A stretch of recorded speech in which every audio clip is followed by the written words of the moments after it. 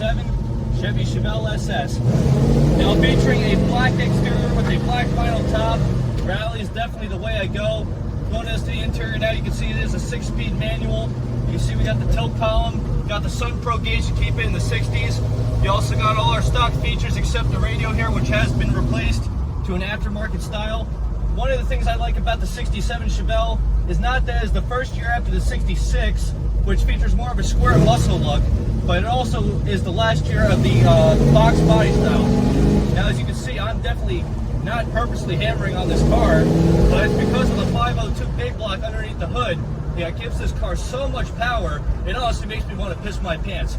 But if you're looking for a cool muscle car, definitely a fast muscle car, then this is the one for you. But as for now, though, we're just going to get it turned around, safely that is.